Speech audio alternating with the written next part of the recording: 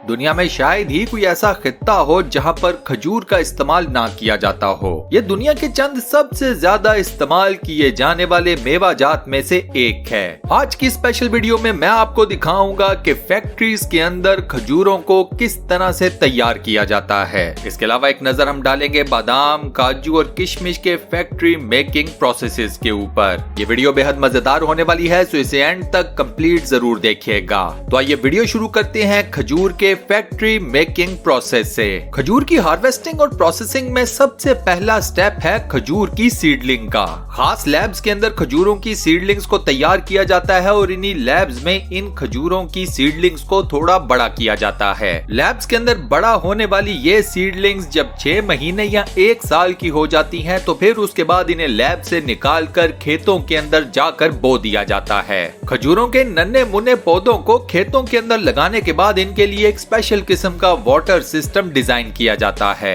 खजूर के इन दरख्तों को टाइम टू टाइम पानी देना बेहद जरूरी होता है। ऑन एवरेज एक खजूर के दरख्त के ऊपर फल लगने में 2 साल का अरसा लग जाता है। नॉर्मल खजूर का दरख्त 2 साल के अरसे में फल से भर जाता है, लेकिन हर खजूर के दरख्त के ऊपर 2 साल के अरसे में फल नहीं लगता।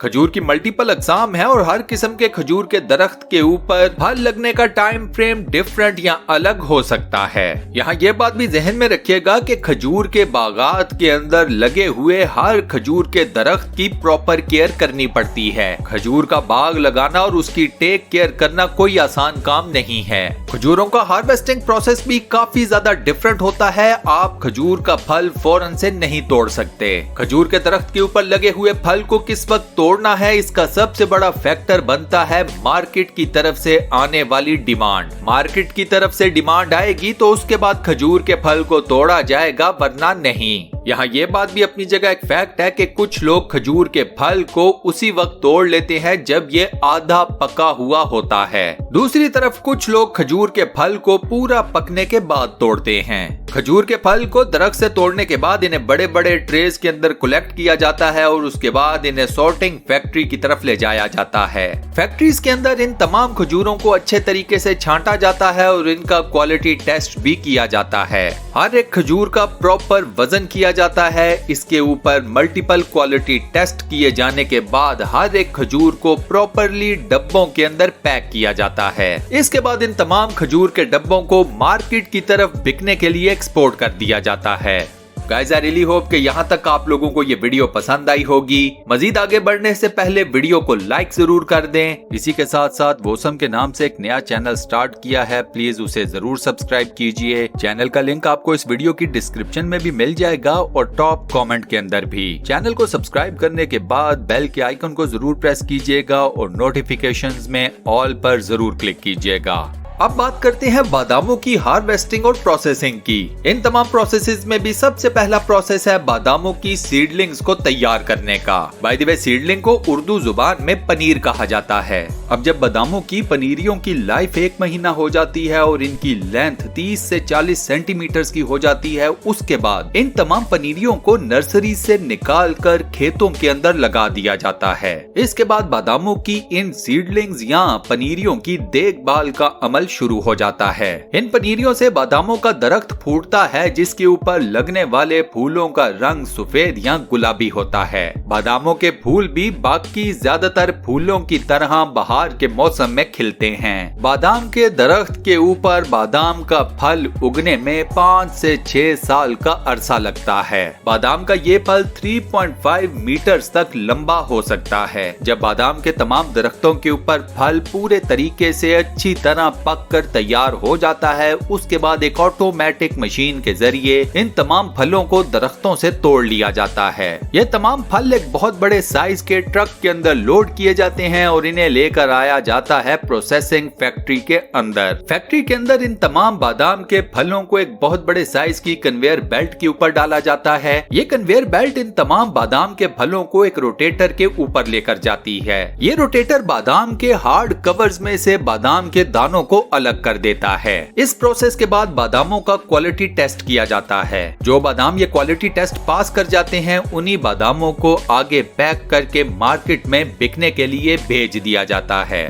इसके बाद बात करते हैं काजू की हार्वेस्टिंग और प्रोसेसिंग की। यहाँ आपको ये बता दूं कि काजू वो वाहिद मेवा है कि जिसका कच्चा फल आप लोग नहीं खा सकते क्योंकि वो जहरीला होता है। काजू का कच्चा फल खाने से आपकी मौत भी वाक़या हो सकती है। काजू की भी सबसे पहले सीडलिंग तैयार की जाती है नर्सरीज के अंदर। ये सीडलिंग 3 महीने के लिए रखी जाती है और जब ये 3 महीने के बाद 50 सेंटीमीटर की हाइट एक्वायर कर लेती है, उसके बाद इन तमाम सीडलिंग्स को खेतों के अंदर जाकर बो दिया जाता है। सीडलिंग लगाने के बाद 3 साल का अरसा लगता है काजू के पौधे के ऊपर फल को आने में। 3 साल का अरसा गुजरने के बाद जब काजू का फल मुकम्मल तौर पर तैयार हो जाता है, ये रेड या येलो कलर भी इख्तियार कर लेता है, उसके बाद काजू के फल को तोड़ा जाता है। काजू के दरख्तों पर से भी काजू का फल एक ऑटोमेटेड मशीन के जरिए कलेक्ट किया जाता है। इसके बाद काजू का फल आता है प्रोसेसिंग फैक्ट्री के अंदर। प्रोसेसिंग फैक्ट्री के अंदर सबसे पहले काजू के फल को गर्म किया जाता है। काजू का फल गर्म इसलिए किया जाता है ताकि उसके हार्ड शेल को तोड़ा जा सके।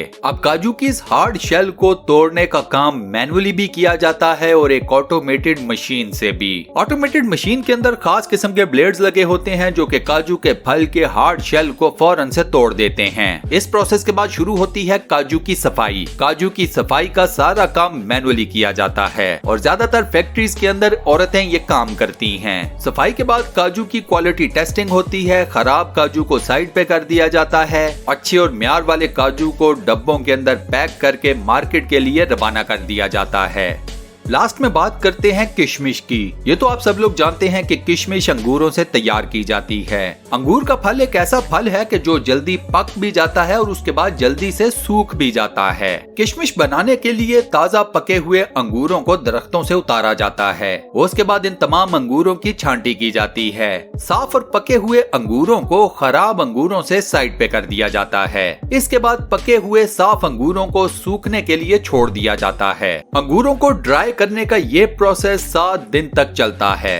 इसके बाद जब ये तमाम अंगूर मुकम्मल तौर पर सूख जाते हैं तो उसके बाद इन्हें एक मशीन के अंदर डाला जाता है। ये ऑटोमेटेड मशीन इन तमाम सूखे हुए अंगूरों के साथ लगी हुई लकड़ियों, टहनियों, शाखों और पत्तों को अलग कर देती है। इस प्रोसेस के बाद इन तमाम सूखे हुए अंगूरों की क्वालिटी टेस्टिंग का अमल शुरू हो जाता है। इन सूखे हुए अंगूरों को एक दूसरे के साइज के हिसाब से अलग भी किया जाता है। इनके साथ लगी हुई रेत, मिट्टी या किसी भी दूसरे किस्म की चीज को भी अलग कर दिया जाता है। इसके बाद एक ऑटोमेटेड मशीन इन तमाम सूखे हुए अंगूरों में से उनके बीजों को अलग कर देती है। इस प्रोसेस के बाद मैनुअली एक मर्तबा फिर तमाम सूखे हुए अंगूरों की छांटी की जाती है। ये छांटी भी साइज के हिसाब से की जाती है। इस प्रोसेस के बाद इन तमाम अंगूरों को एक मेटल डिटेक्टर में से गुजारा जाता है और जैसे ही ये प्रोसेस कंप्लीट होता है तो उसके बाद हमारे सामने आती है तैयार शुदा किशमिश। इसी किशमिश को डब्बों के अंदर अच्छे तरीके से पैक करके मार्केट में बेचने के लिए रवाना कर दिया जाता है। और इसी के साथ दोस्तों हमारी आज की ये वीडियो यहाँ पर होती है दी एंड। दोस्तों आज की ये वीडियो आपको कैसी लगी मुझे नीचे कमेंट सेक्शन में जरूर बताइएगा। मुस्तकबिल में मजीद ऐसी मजेदार, interesting, weird, funny, mysterious, informative, full of knowledge, facts based videos देखने के लिए स्टूडियो वन चैनल को सब्सक्राइब जरूर कर लें और साथ बने हुए बेल के आइकन को प्रेस करके ऑल नोटिफिकेशंस पर भी क्लिक कर दें। मिलता हूँ नेक्स्ट वीडियो में।